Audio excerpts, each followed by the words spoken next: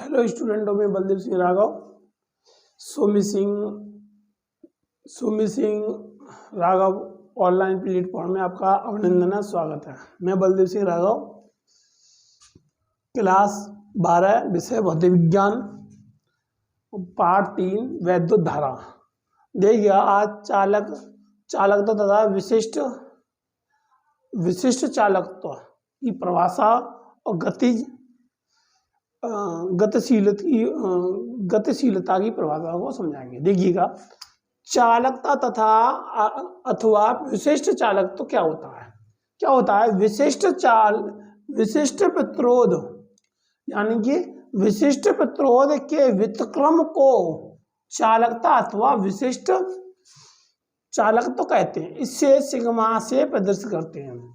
देखिए, चालकत्व तथा विशिष्ट चालकत्व क्या होता है?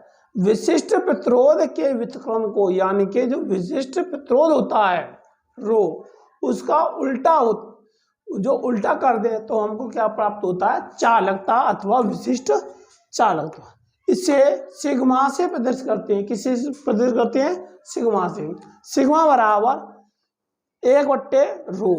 रो क्या है? हमारा विशिष्ट प्रतिरोध।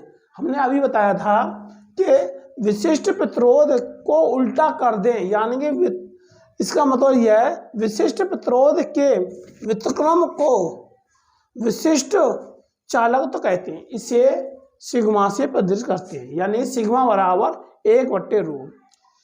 चालकता का मात्रक ओम मीटर इनवर्स, यानी कि ओम मीटर इनवर्स अथवा ओम इनवर्स मीटर इनवर्स है। इसका जो मिमीय सूत्र होता है वो क्या होता है? M-1 L-3 T3A2 है। यानी जो इसका विमीय सूत्र है हमारा क्या है? M-1 L-3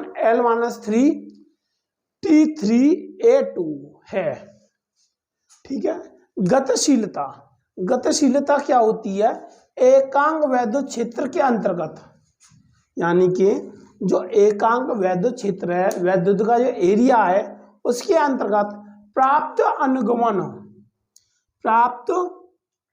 इलेक्ट्रॉन के अनुगमन वेग को, यानी कि एकांक वैद्युत क्षेत्रों के अंतर्गत प्राप्त इलेक्ट्रॉन के अनुगमन वेग को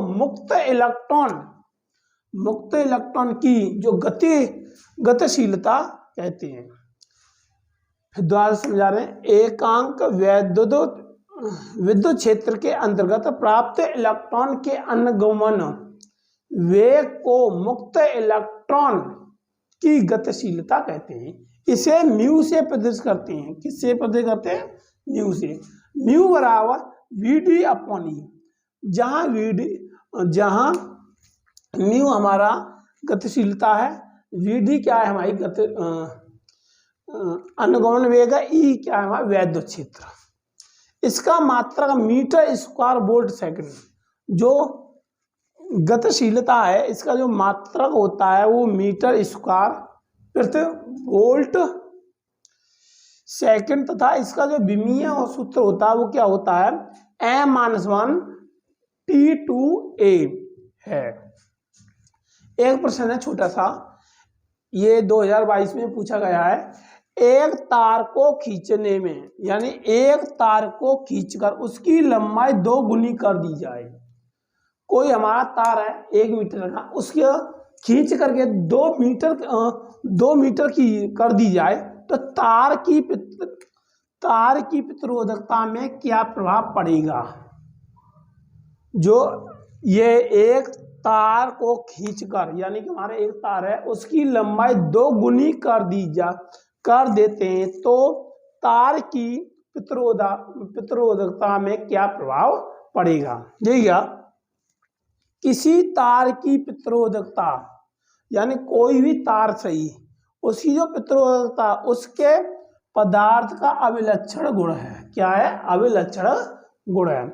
अतः तार की लंबाई 2 गुनी करने पर उसकी प्रतिरोधकता पर कोई प्रभाव नहीं पड़ेगा। यानी कि